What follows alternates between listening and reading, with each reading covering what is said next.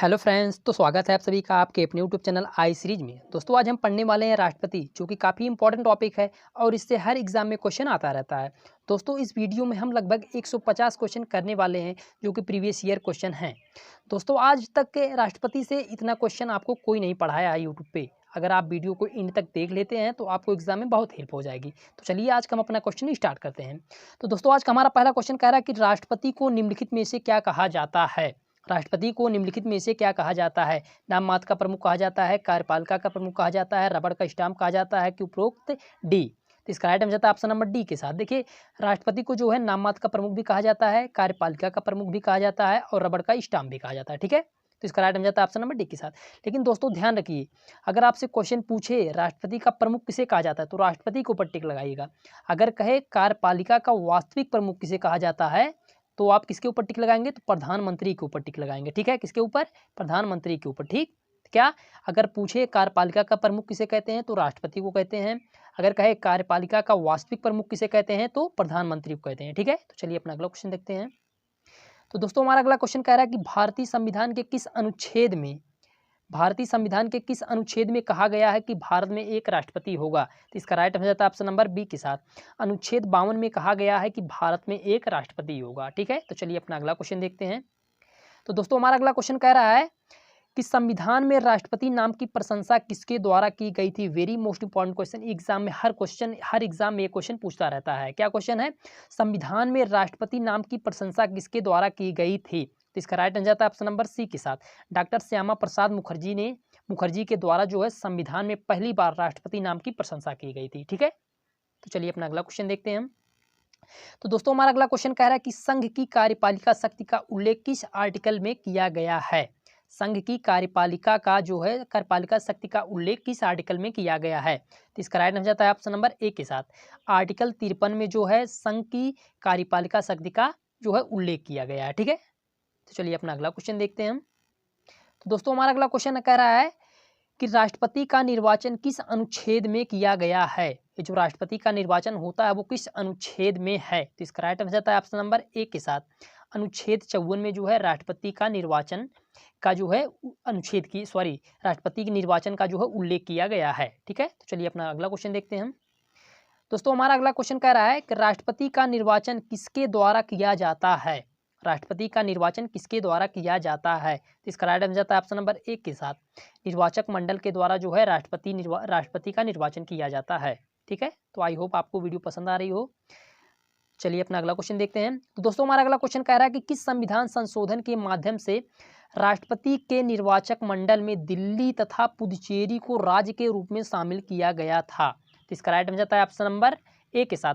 70वां संविधान संशोधन अधिनियम के माध्यम से दिल्ली एवं पुदुचेरी को जो है राज्य के रूप में शामिल किया गया था। ठीक है, अब आपके दिमाग में क्वेश्चन आ रहा होगा दिल्ली एवं पुदुचेरी को ही राज्य के रूप में क्यों शामिल किया गया। हमारे पास तो 8 केंद्रशासित प्रदेश हैं, उसमें से किसी और को भी ले सकते थे। तो देखिए ध्यान रखिएगा, दिल्ली एवं पुदुचेरी में जो है विधानसभा है, विधानसभा है, और अन्य किसी केंद्र शासित प्रदेश में जो है विधानसभा नहीं है। इसीलिए दिल्ली एवं पुदुचेरी को जो है राज्य के रूप में शामिल किया गया था। किस अधिनियम के तहत, 70वां संविधान संशोधन अधिनियम 1992 के माध्यम से। ठीक है, कब, 1992 के माध्यम। ठीक, तो इसको ध्यान रखिएगा। चलिए अपना अगला क्वेश्चन देखते हैं हम।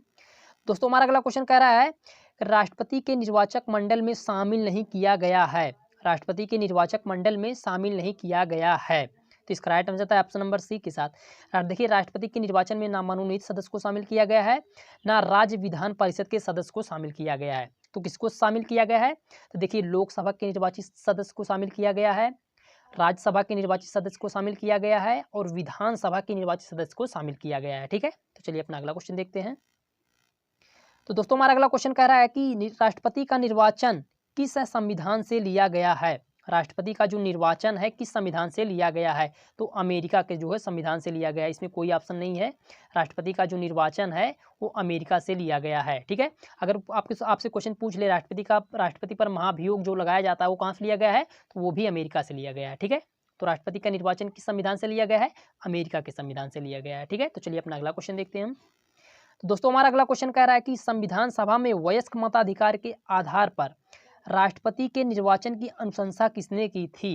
राष्ट्रपति के निर्वाचन की अनुशंसा किसने की थी? तो इसका राइट हो जाता है ऑप्शन नंबर ए के साथ केटी शाह ने जो है राष्ट्रपति के निर्वाचन की अनुशंसा की थी। ठीक है, तो चलिए अपना अगला क्वेश्चन देखते हैं। आई होप आपको वीडियो पसंद आ रही हो, तो वीडियो को लाइक करिएगा, शेयर करिएगा और अपने दोस्तों के पास भी शेयर करिएगा, जिससे कि आपके दोस्त भी पढ़ सकें। ठीक है, तो हमारा अगला क्वेश्चन कह रहा है कि राष्ट्रपति के निर्वाचन की प्रक्रिया किस अनुच्छेद में है? राष्ट्रपति के निर्वाचन की जो प्रक्रिया है वो किस अनुच्छेद में वर्णित है? तो इसका राइट हो जाता है ऑप्शन नंबर सी के साथ अनुच्छेद 55 में जो है राष्ट्रपति के निर्वाचन की प्रक्रिया का उल्लेख किया गया है। ठीक है, और राष्ट्रपति का निर्वाचन किस अनुच्छेद में है? अनुच्छेद 54 में। ठीक है, तो कंफ्यूज नहीं होना है, राष्ट्रपति के निर्वाचन की प्रक्रिया का अनुच्छेद जो है अनुच्छेद 55 में है। तो चलिए अपना अगला क्वेश्चन देखते हैं हम।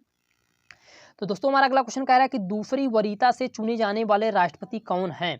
दूसरी वरीयता से चुने जाने वाले राष्ट्रपति कौन हैं? तो इसका राइट हो जाता है ऑप्शन नंबर ए के साथ वीवी गिरी जो है, वीवी गिरी ऐसे राष्ट्रपति हैं इनको जो है दूसरी वरीयता से चुना गया था और ये भारत के प्रथम कार्यवाहक राष्ट्रपति रहे हैं। ठीक है, क्या भारत के प्रथम कार्यवाहक राष्ट्रपति रहे हैं। ठीक है, और भारत के जो हमारे चौथे राष्ट्रपति रहे हैं। ठीक है, तो ध्यान रखिएगा दूसरी वरीयता से चुने जाने वाले राष्ट्रपति कौन है? वीवी गिरी हैं, ये भारत के प्रथम कार्यवाहक राष्ट्रपति हैं और भारत के चौथे नंबर के राष्ट्रपति हैं। ठीक है, तो चलिए अपना अगला क्वेश्चन देखते हैं।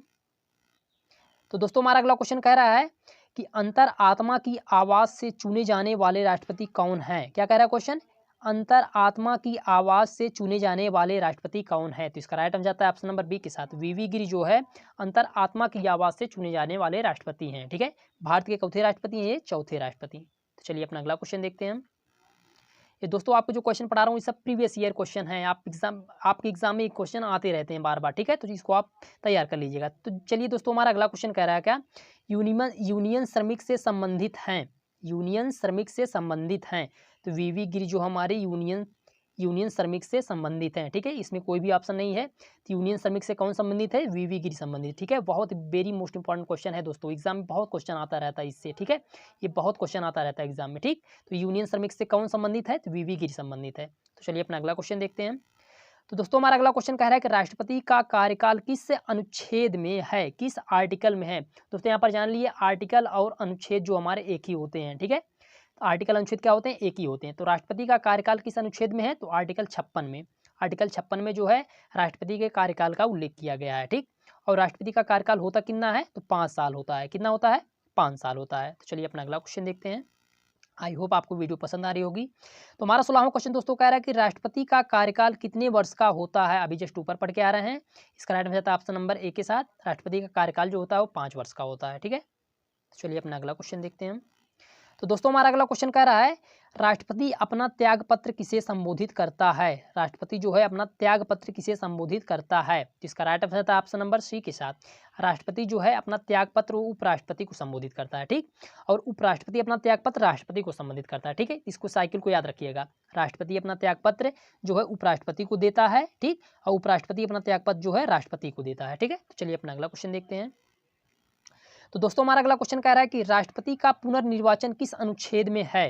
राष्ट्रपति का जो पुनर्निर्वाचन है किस अनुच्छेद में है? तो इसका राइट आंसर है ऑप्शन नंबर बी के साथ आर्टिकल 57 में जो है अनुच्छेद 57 में जो है राष्ट्रपति के पुनर्निर्वाचन का जो है उल्लेख किया गया है। ठीक है, तो चलिए अपना अगला क्वेश्चन देखते हैं दोस्तों। तो दोस्तों हमारा अगला क्वेश्चन कह रहा है कि भारत का राष्ट्रपति कितनी बार चुनाव लड़ सकता है? भारत में जो है एक व्यक्ति कितनी बार राष्ट्रपति का चुनाव लड़ सकता है? तो इसका राइट हो जाता है ऑप्शन नंबर डी के साथ अनेक बार जो है चुनाव लड़ सकता है राष्ट्रपति का। ठीक है, कितनी बार? अनेक बार जो है चुनाव लड़ सकता है। और अगर अमेरिका की बात की जाए, अमेरिका का व्यक्ति जो है राष्ट्रपति का चुनाव कितनी बार लड़ सकता है? तो 2 बार। 2 बार से ज़्यादा जो है अमेरिका का व्यक्ति राष्ट्रपति का चुनाव नहीं लड़ सकता। ठीक है, तो चलिए अपना अगला क्वेश्चन देखते हैं हम। तो दोस्तों हमारा अगला क्वेश्चन कह रहा है कि अमेरिका में एक व्यक्ति राष्ट्रपति का चुनाव कितनी बार लड़ सकता है? अभी जस्ट ऊपर पढ़ के आ रहे हैं, 2 बार जो है अमेरिका का एक व्यक्ति राष्ट्रपति का चुनाव लड़ सकता है। भारत का व्यक्ति अब राष्ट्रपति का चुनाव कितनी बार लड़ सकता है? अनेकों बार लड़ सकता है। ठीक है, तो चलिए दोस्तों अगला क्वेश्चन देखते हैं हम। तो हमारा अगला क्वेश्चन दोस्तों कह रहा है राष्ट्रपति पद की योग्यता किस अनुच्छेद में वर्णित है?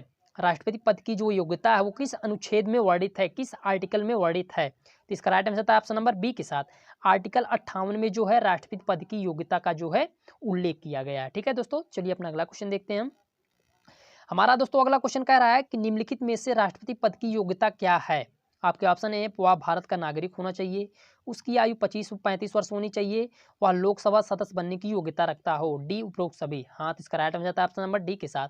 देखिए, राष्ट्रपति पद की योग्यता के लिए जो है वह भारत का नागरिक होना चाहिए, उसकी आयु 35 वर्ष होनी चाहिए और वह लोकसभा के सदस्य बनने की योग्यता रखता हो। ठीक है, तो इसका राइट हो जाता है ऑप्शन नंबर डी के साथ। तो चलिए अपना अगला क्वेश्चन देखते हैं।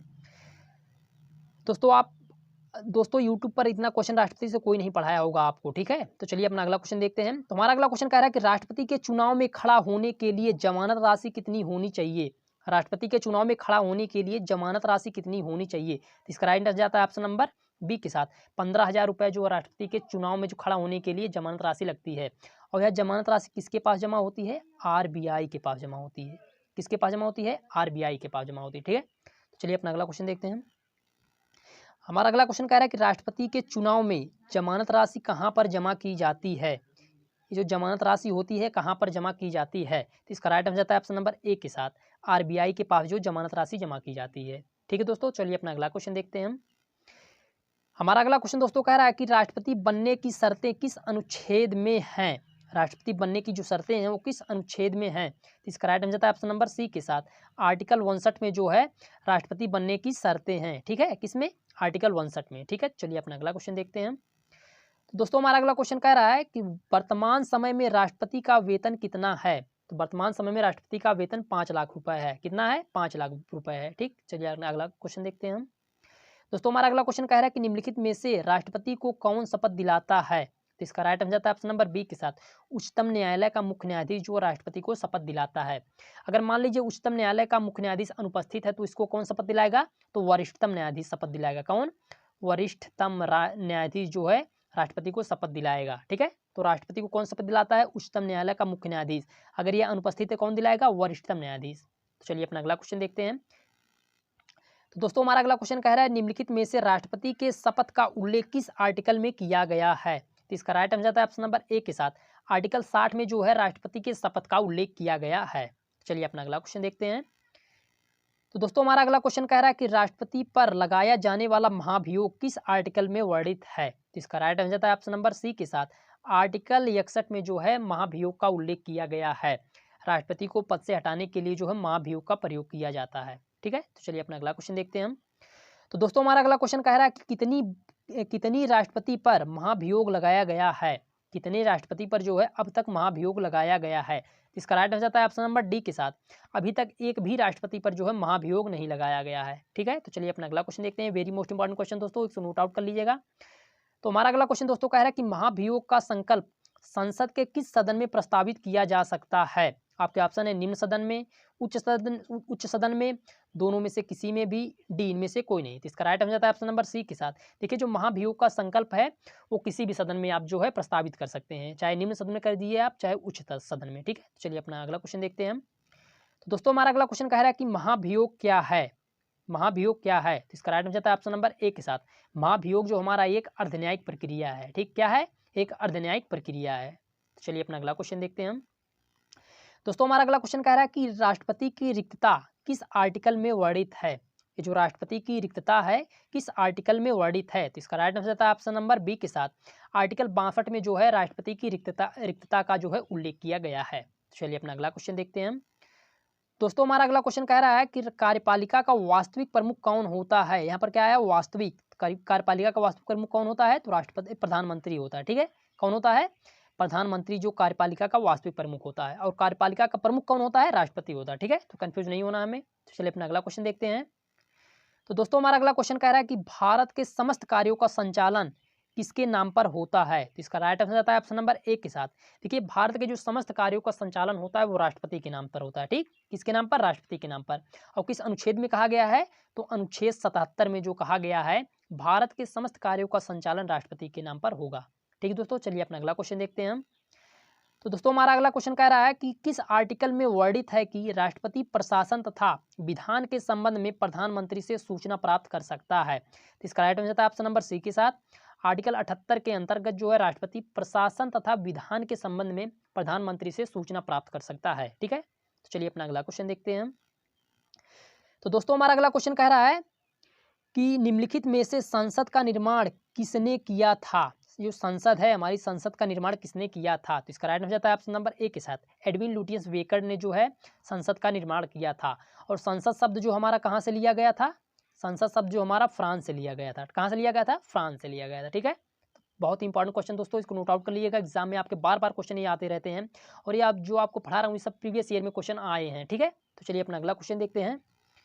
तो दोस्तों हमारा अगला क्वेश्चन कह रहा है, किस आर्टिकल के तहत केंद्र शासित प्रदेशों का प्रशासन राष्ट्रपति के नाम से किया जाता है? केंद्र शासित प्रदेशों का प्रशासन किस आर्टिकल के अंतर्गत राष्ट्रपति के नाम पर किया जाता है? इसका राइट हो जाता है ऑप्शन नंबर बी के साथ, आर्टिकल 239 के अंतर्गत जो है केंद्र शासित प्रदेशों का प्रशासन राष्ट्रपति के नाम पर किया जाता है। तो चलिए अगला क्वेश्चन देखते हैं हम। हमारा अगला क्वेश्चन दोस्तों कह रहा है कि अंतर्राज्यीय परिषद का अध्यक्ष कौन होता है? Very most important question. क्या कह रहा है? अंतर्राज्यीय परिषद का अध्यक्ष कौन होता है? तो इसका राइट हो जाता है ऑप्शन नंबर ए, प्रधानमंत्री जो होता है अंतर्राज्यीय परिषद का अध्यक्ष होता है। और अंतर्राज्यीय परिषद को लागू कौन करता है? तो राष्ट्रपति लागू करता है। ठीक है, किस आर्टिकल में अंतर्राज्यीय परिषद का उल्लेख किया गया है? आर्टिकल 263 में जो है अंतर्राज्यीय परिषद का उल्लेख किया गया है। ठीक है, तो चलिए हम अगला क्वेश्चन देखते हैं अपना। तो दोस्तों हमारा अगला क्वेश्चन कह रहा है कि किस आर्टिकल के अंतर्गत राष्ट्रपति किसी भी जाति को अनुसूचित जाति में शामिल कर सकता है? तो इसका राइट हो जाता है ऑप्शन नंबर बी के साथ। देखिए आर्टिकल 341 के अंतर्गत राष्ट्रपति किसी भी जाति को जो है अनुसूचित जाति में शामिल कर सकता है। अनुसूचित जाति को जो हम एससी कहते हैं, क्या कहते हैं?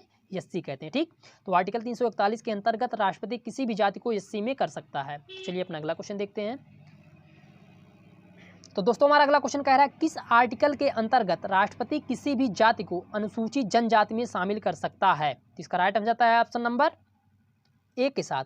देखिए आर्टिकल 342 के अंतर्गत राष्ट्रपति जो है किसी भी जाति को अनुसूचित जनजाति में शामिल कर सकता है। और अनुसूचित जनजाति को हम कहते हैं एसटी, शेड्यूल्ड ट्राइब्स कहते हैं। क्या कहते हैं? Scheduled tribes. ठीक, तो आर्टिकल 342 के अंतर्गत राष्ट्रपति किसी भी जाति को एसटी में शामिल कर सकता है। तो चलिए अपना अगला क्वेश्चन देखते हैं।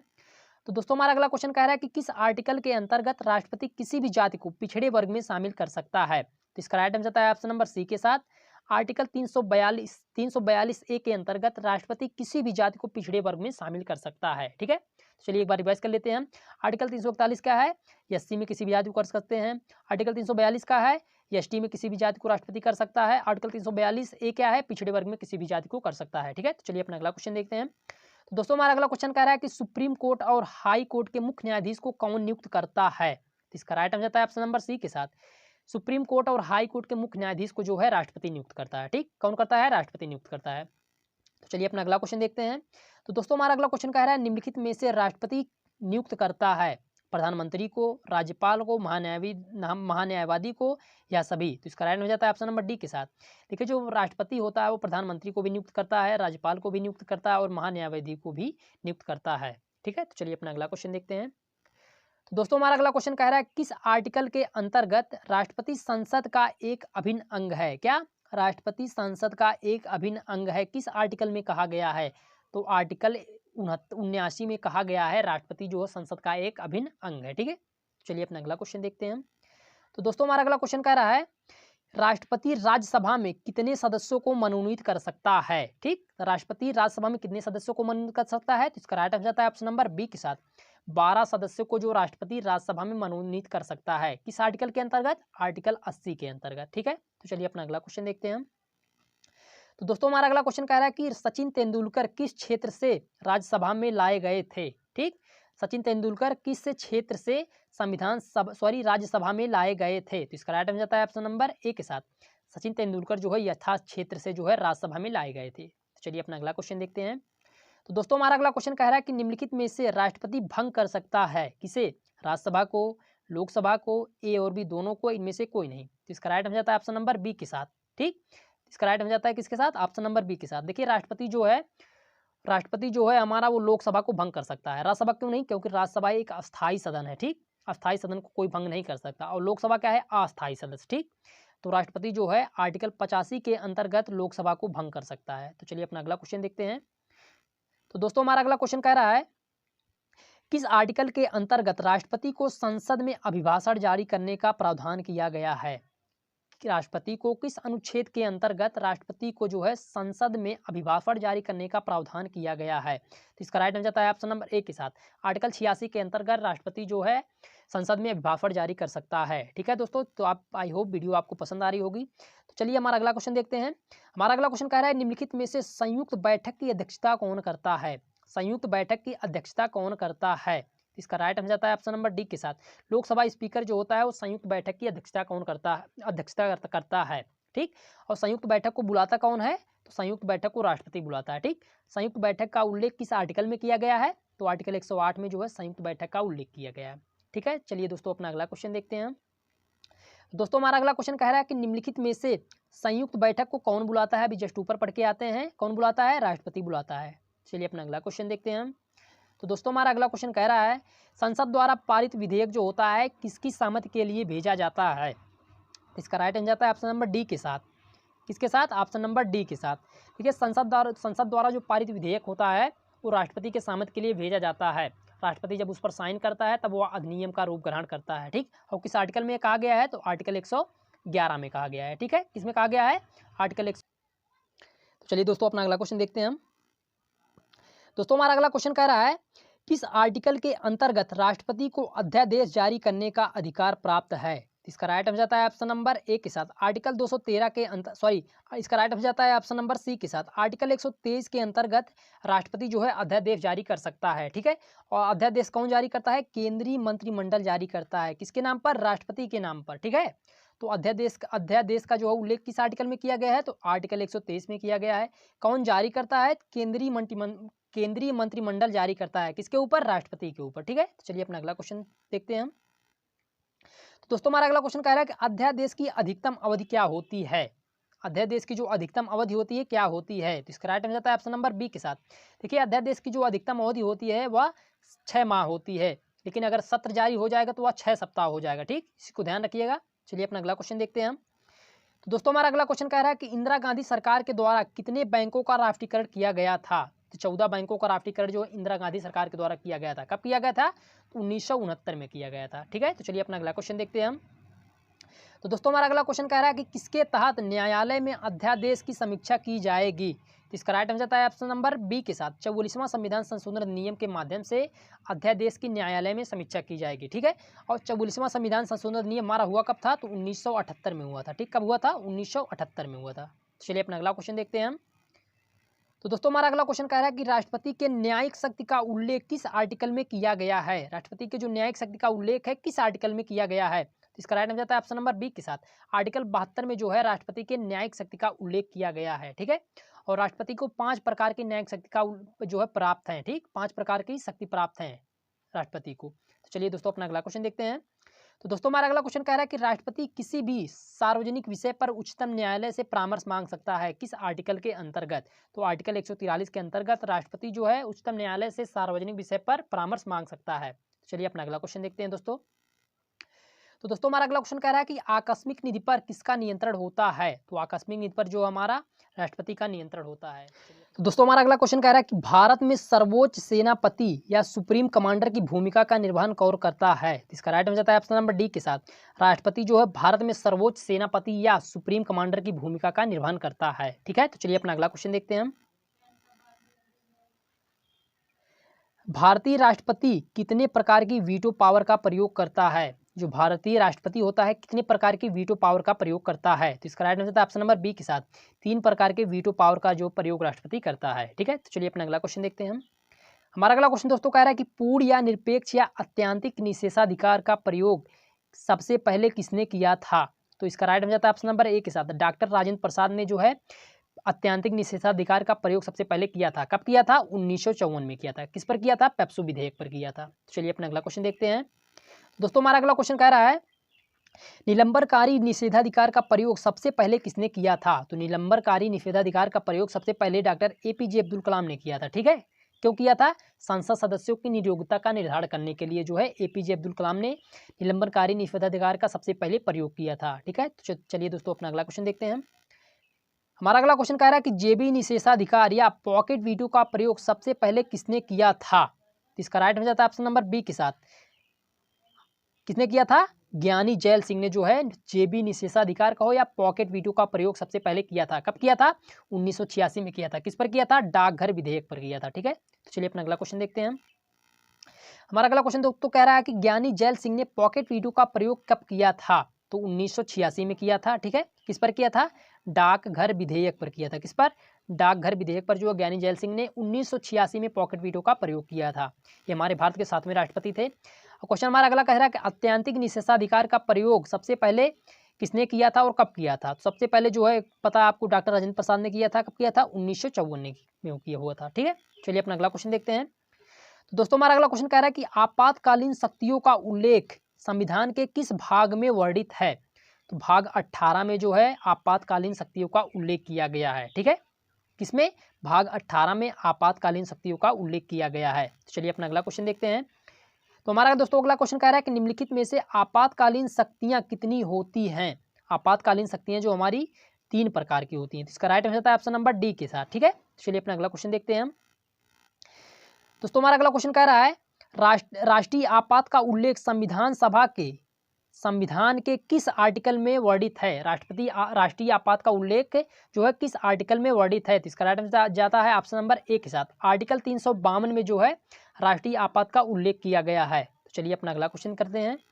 तो दोस्तों हमारा अगला क्वेश्चन कह रहा है कि निम्नलिखित में से आपातकालीन शक्तियों की उद्घोषणा कौन करता है? तो इसका राइट आंसर है ऑप्शन नंबर डी के साथ। वेरी मोस्ट इंपॉर्टेंट क्वेश्चन दोस्तों, आपके एग्जाम में पूछता रहता है, हर एग्जाम में पूछता है। ये क्या क्वेश्चन है? आपातकालीन शक्तियों की उद्घोषणा कौन करता है? कौन करता है? तो राष्ट्रपति करता है। ठीक है, तो चलिए अपना अगला क्वेश्चन देखते हैं हम। दोस्तों हमारा अगला क्वेश्चन कह रहा है मूल अधिकारों को निलंबित करने का प्रावधान कहाँ से ग्रहण किया गया है? ये जो मूल अधिकार हमारे होते हैं आर्टिकल 12 से जो 35 तक हैं, मूल अधिकारों को निलंबित करने का प्रावधान कहाँ से ग्रहण किया गया है? तो कहाँ से ग्रहण किया गया है? जर्मनी से ग्रहण किया गया है। इसका राइट हो जाता है ऑप्शन नंबर डी के साथ। चलिए अपना अगला क्वेश्चन देखते हैं हम। हमारा अगला क्वेश्चन कह रहा है कि राष्ट्रीय आपात की अधिकतम अवधि क्या होती है? मतलब अधिक कितने वर्ष तक के लिए लगा सकते हैं? तो इसका right answer option number D के साथ। देखिए राष्ट्रीय आपात जो होता है वो हम अनिश्चित काल के लिए लगा सकते हैं। ठीक, कब? अनिश्चित काल के लिए जो हम राष्ट्रीय आपात लगा सकते हैं। चलिए अपना अगला क्वेश्चन देखते हैं हम। दोस्तों हमारा अगला क्वेश्चन कह रहा है कि लोकसभा के कार्यकाल में वृद्धि कर सकता है? कौन कर सकता है? इसका राइट आंसर जाता है ऑप्शन नंबर ए के साथ। देखिए संसद जो होता है लोकसभा के कार्यकाल में वृद्धि कर सकता है। ठीक है, और 1 वर्ष में 1 बार की वृद्धि कर सकता है। ये बात ध्यान रखिएगा। ठीक, 1 वर्ष में कितनी बार वृद्धि कर सकता है? 1 बार वृद्धि कर सकता है। तो चलिए अपना अगला क्वेश्चन देखते हैं हम। हमारा दोस्तों अगला क्वेश्चन कह रहा है कि किस आर्टिकल के अंतर्गत संसद राज्य सूची के विषय पर विधि का निर्माण कर सकता है? पहली बात तो ये जानिए, राज्य सूची के विषय पर राज्य जो है विधि का निर्माण करता है, लेकिन क्वेश्चन कह रहा है किस अनुच्छेद में कहा गया है कि संसद राज्य सूची के विषय पर विधि का निर्माण करेगा? तो आर्टिकल 250 में कहा गया है संसद राज्य सूची के विषय पर विधि का निर्माण करेगा। ठीक है, चलिए अपना अगला क्वेश्चन करते हैं। तो दोस्तों हमारा अगला क्वेश्चन कह रहा है कि आर्टिकल 20 तथा 21 को आपातकाल के दौरान भी निलंबित नहीं किया जा सकता है, किस अधिनियम के तहत? तो इसका राइट हो जाता है ऑप्शन नंबर बी के साथ। 44वां संविधान संशोधन अधिनियम के माध्यम से आर्टिकल 20 तथा 21 को आपातकाल के दौरान भी निलंबित नहीं किया जा सकता है। ठीक है, और जो 44वां संविधान संशोधन अधिनियम हुआ कब था? तो 1978 में हुआ था। कब हुआ था? 1978 में हुआ था। ठीक है, चलिए दोस्तों अपना अगला क्वेश्चन देखते हैं। तो हमारा दोस्तों अगला क्वेश्चन कह रहा है कि भारत में अब तक कुल कितनी बार राष्ट्रीय आपात का प्रयोग किया गया है? तो इसका राइट हो जाता है ऑप्शन नंबर डी के साथ। भारत में देखिए भारत में जो है अब तक कुल 3 बार राष्ट्रीय आपात का प्रयोग किया गया है। पहली बार कब किया गया था? 1962 में किया गया था। दूसरी बार कब किया गया था? 1971 में किया गया था। ठीक, और तीसरी बार कब किया गया था? इंदिरा गांधी की सरकार के नेतृत्व में 1975 में किया गया था। ठीक है, तो पहली बार 1962 में, दूसरी बार 1971 में, तीसरी बार जो है 1975 में। तो चलिए अपना अगला क्वेश्चन देखते हैं। तो दोस्तों हमारा अगला क्वेश्चन कह रहा है भारत में पहली बार राष्ट्रीय आपात कब लगा था? भारत में पहली बार राष्ट्रीय आपात कब लगा था? तो इसका राइट हो जाता है ऑप्शन नंबर बी के साथ। अभी ऊपर पढ़ के आ रहे हैं 1962 में जो है पहली बार राष्ट्रीय आपात लगा था। उस समय प्रधानमंत्री कौन था? पंडित जवाहरलाल नेहरू थे। ठीक है, और उस समय राष्ट्रपति कौन थे? डॉक्टर सर्वपल्ली राधाकृष्णन थे। ठीक है, इन्हीं के जन्म दिवस को जो है शिक्षक दिवस के रूप में मनाया जाता है। तो पहली बार राष्ट्रपति शासन कब लगा था? 1962 में लगा था। चलिए अपना अगला क्वेश्चन देखते हैं। दोस्तों हमारा अगला क्वेश्चन कह रहा है कि भारत में दूसरी बार राष्ट्रीय आपात का प्रयोग कब किया गया है? राष्ट्रीय आपात कब लगा? तो इसका राइट हो जाता है ऑप्शन नंबर बी के साथ। 1971 में जो है दूसरी बार राष्ट्रीय आपात का प्रयोग किया गया था। उस समय प्रधानमंत्री कौन था? इंदिरा गांधी थी। और राष्ट्रपति कौन था? बीबी गिरी थे। ठीक, भारत के प्रथम कार्यवाहक राष्ट्रपति। ठीक, और भारत के चौथे राष्ट्रपति। तो चलिए अपना अगला क्वेश्चन देखते हैं। तो दोस्तों हमारा अगला क्वेश्चन कह रहा है कि भारत में तीसरी बार राष्ट्रीय आपात का प्रयोग कब किया गया? राष्ट्रीय आपात कब लगा? तो इसका राइट आंसर था ऑप्शन नंबर ए के साथ 1975 में जो है तीसरी बार राष्ट्रीय आपात का प्रयोग किया गया था। और उस समय प्रधानमंत्री कौन थी? इंदिरा गांधी थी। और राष्ट्रपति कौन थे? तो फखरुद्दीन अली अहमद थे। कौन थे? फखरुद्दीन अली अहमद थे। तो चलिए अपना अगला क्वेश्चन देखते हैं दोस्तों। हमारा अगला क्वेश्चन कह रहा है किस अनुच्छेद के अंतर्गत राष्ट्रपति शासन का उल्लेख किया गया है? किस अनुच्छेद के अंतर्गत राष्ट्रपति शासन का उल्लेख किया गया है? तो इसका राइट आंसर आता है ऑप्शन नंबर बी के साथ आर्टिकल 356 के अंतर्गत जो है राष्ट्रपति शासन का उल्लेख किया गया है। तो चलिए अपना अगला क्वेश्चन देखते हैं हम। तो दोस्तों हमारा अगला क्वेश्चन कह रहा है किस अनुच्छेद के अंतर्गत केंद्र द्वारा दिए गए निर्देशों को राज्य को द्वारा अवहेलना की जाती है? तो इसका राइट आंसर था ऑप्शन नंबर डी के साथ आर्टिकल 365 के अंतर्गत जो है केंद्र द्वारा दिए गए निर्देशों का राज्यों के द्वारा अवहेलना की जाती है। ठीक है, तो चलिए अपना अगला क्वेश्चन देखते हैं हम। दोस्तों हमारा अगला क्वेश्चन कह रहा है सर्वप्रथम राष्ट्रपति शासन कहाँ लगा था? राष्ट्रपति शासन सर्वप्रथम कहाँ लगा था? तो पंजाब में लगा था। कब लगा था? पंजाब में लगा था, 1951 में लगा था। ठीक है, कितने वर्षों के लिए? 5 वर्षों के लिए लगा था। ठीक, तो सबसे पहले राष्ट्रपति शासन कहाँ लगा था? पंजाब में लगा था। कब लगा था? 1951 में लगा था। कितने वर्ष के लिए लगा था? 5 वर्ष के लिए लगा था। ठीक, तो चलिए अपना अगला क्वेश्चन देखते हैं। तो दोस्तों हमारा अगला क्वेश्चन कह रहा है कि राष्ट्रपति शासन सबसे लंबे समय के लिए कहां पर लगा था? क्या कह रहा है क्वेश्चन?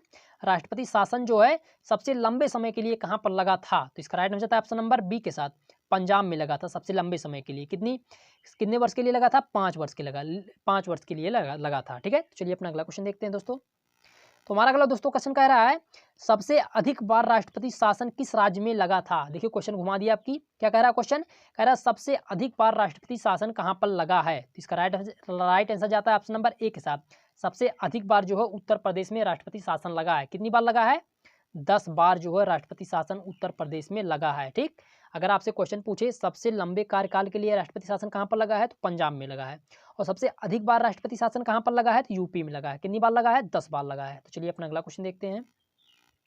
तो दोस्तों हमारा अगला क्वेश्चन कह रहा है कि राष्ट्रपति शासन अभी तक कहां पर नहीं लगा है? राष्ट्रपति शासन जो है अभी तक किस राज्य में नहीं लगा है?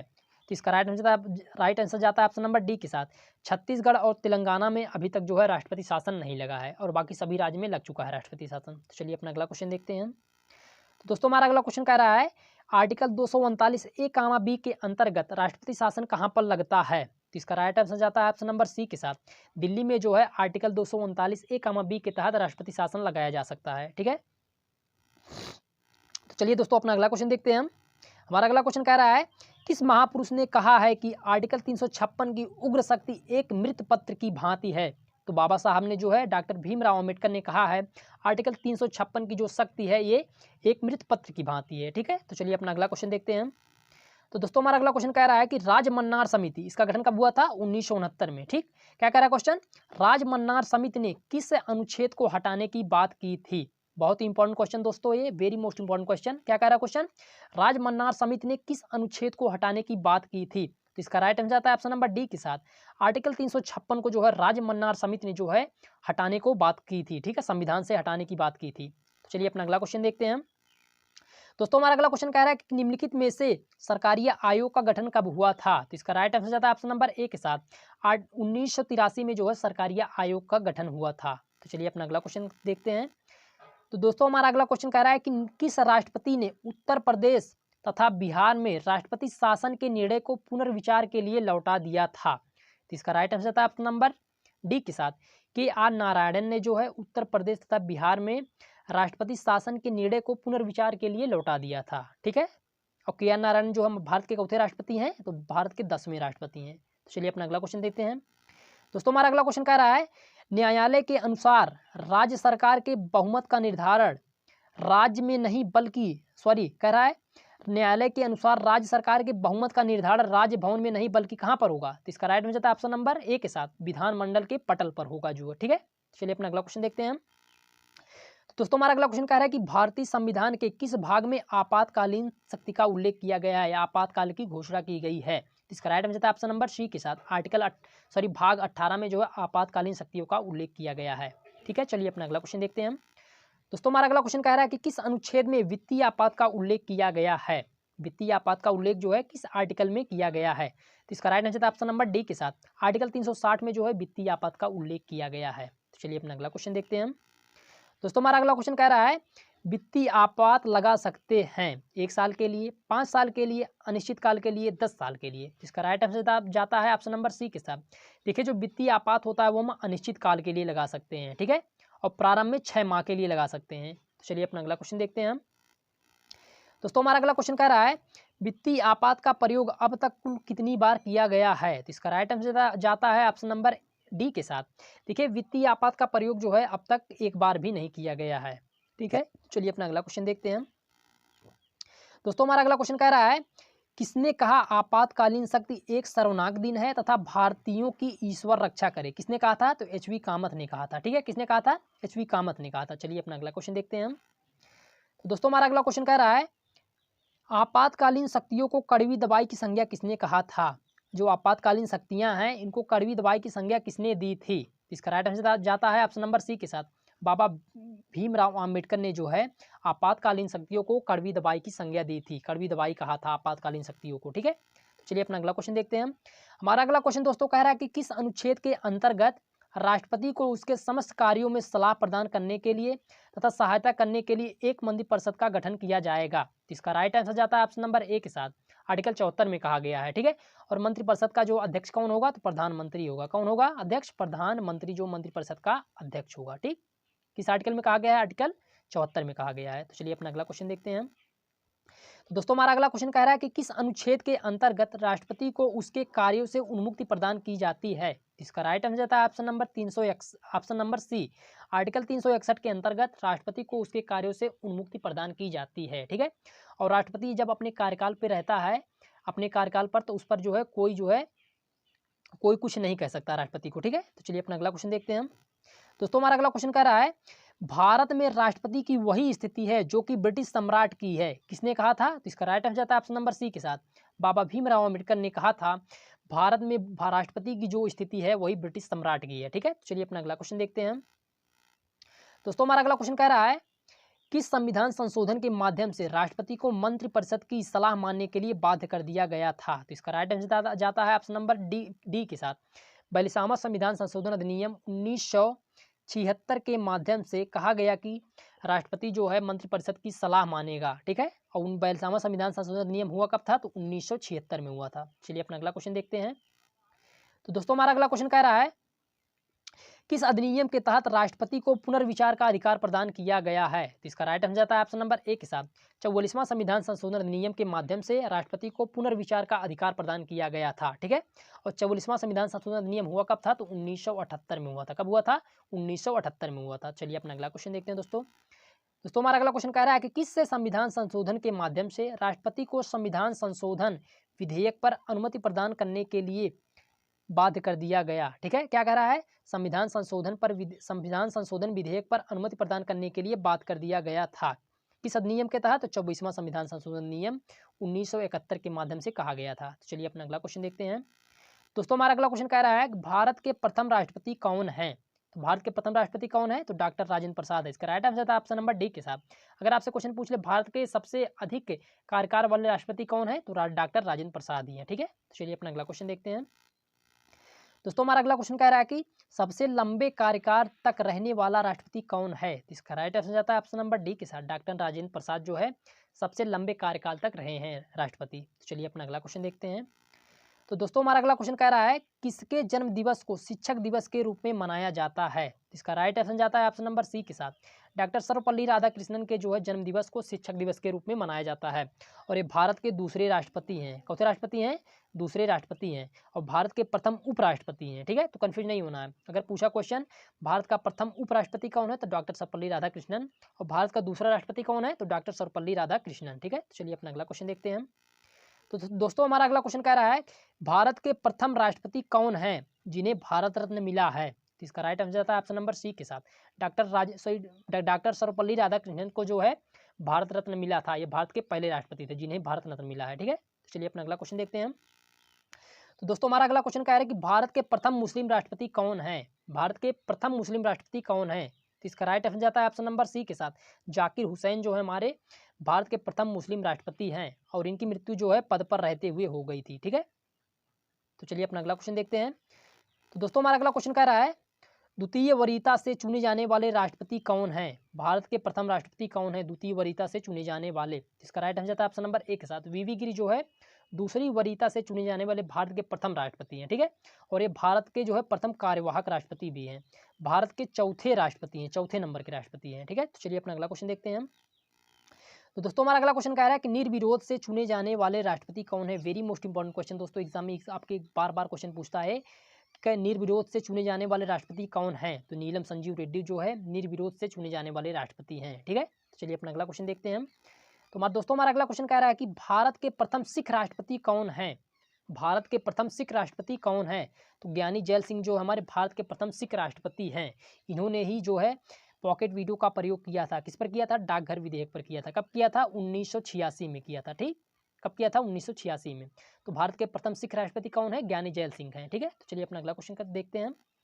दोस्तों हमारा अगला क्वेश्चन कह रहा है कि गैर राजनीतिक पृष्ठभूमि वाले राष्ट्रपति थे। तो इसका राइट आंसर जाता है ऑप्शन नंबर बी के साथ।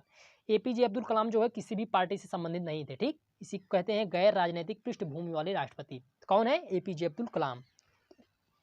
तो चलिए अपना अगला क्वेश्चन देखते हैं। तो दोस्तों हमारा अगला क्वेश्चन कह रहा है भारत की प्रथम महिला राष्ट्रपति कौन थी? भारत की प्रथम महिला राष्ट्रपति कौन थी? तो भारत की प्रथम महिला राष्ट्रपति जो हमारी प्रतिभा देवी सिंह पाटिल थी। चौथी राष्ट्रपति भारत की 12वीं राष्ट्रपति थी। ठीक, प्रतिभा देवी सिंह पाटिल भारत की चौथी राष्ट्रपति थी, 12वीं राष्ट्रपति और भारत की प्रथम महिला राष्ट्रपति। ठीक है, तो चलिए दोस्तों देखते हैं अपना अगला क्वेश्चन। बस दोस्तों आज का हमारा लास्ट क्वेश्चन यही है। क्वेश्चन हमारा लास्ट कह रहा है कि भारत के प्रथम दलित राष्ट्रपति कौन है? ये आप लोग के लिए होमवर्क में देखता हूँ सबसे पहले इसका आंसर कौन कमेंट बॉक्स में करता है। दोस्तों आज के लिए इतना ही। अगर वीडियो पसंद आई वीडियो को लाइक करें, शेयर करें और हमारे चैनल को सब्सक्राइब कर लें, जिससे कि हमारे नए वीडियो का अपडेट आप तक सबसे पहले पहुंच जाए। और अपने दोस्तों को भी यह वीडियो शेयर करिएगा जिससे कि वह भी पढ़ सकें। ठीक है, तो चलिए आज चलते हैं इसी के साथ। जय हिंद, जय भारत।